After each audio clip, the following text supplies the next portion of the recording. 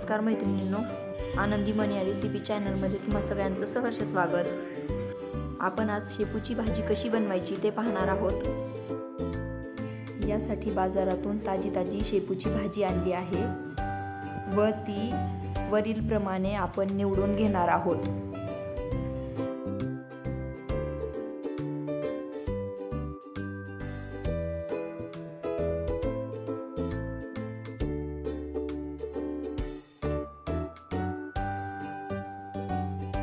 अशा प्रकारे आपली भाजी आता निवडून झालेली आहे।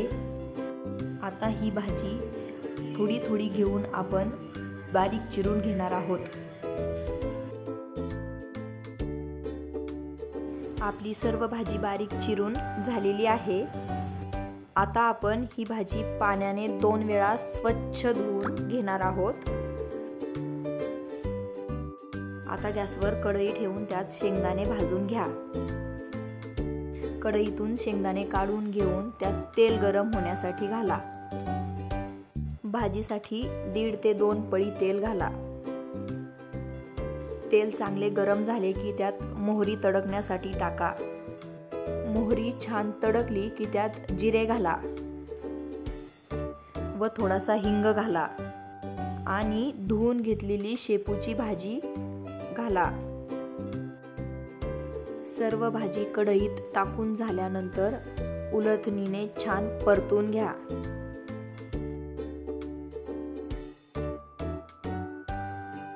आता 3 ते 4 चमचे मुगाची डाळ स्वच्छ पाण्याने धुवून घ्या आणि ही धुतलेली डाळ सुद्धा भाजीत घालून घ्या।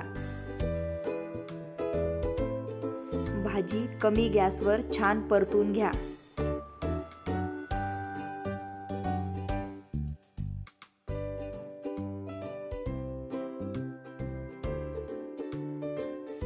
आता मिक्सरच्या भांड्यात 3 ते 4 हिरव्या मिरच्या घाला, थोडेसे जिरे घाला व मिक्सर मधून बारीक वाटून घ्या। मिरची वाटून झाली की त्यात साल काढलेले शेंगदाणे देखील वाटून घ्या। आपल्याला शेंगदाणे थोडे जाडसरच ठेवायचे आहेत।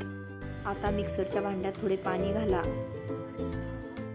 व हे पूर्ण वाटण कढईत टाकून द्या। आता भाजीला चवीनुसार मीठ घाला। भाजी छान हलवून घ्या, गॅस कमीच असू द्या।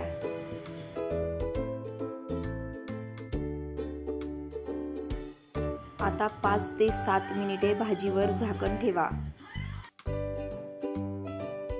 5 ते 7 मिनिटांनंतर झाकण काढून घेऊ।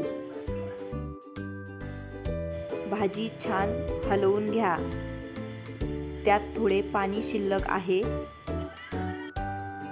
त्यावर आपण पुन्हा एकदा 2 ते 3 मिनिटे झाकण ठेवून घेऊ। आता 2 ते 3 मिनिटे झाल्यानंतर झाकण काढून घ्या व भाजी छान हलवून घ्या। आपली भाजी तयार झालेली आहे। तुम्हाला थोडीशी ओलसर ठेवायची असेल तर ठेवू शकता किंवा मग पूर्ण पाणी आटवून घेऊ शकता। गॅस बंद करून टाका। आपली शेपूची भाजी तयार आहे। व्हिडिओ आवडली तर लाईक, शेअर, सबस्क्राईब जरूर करा।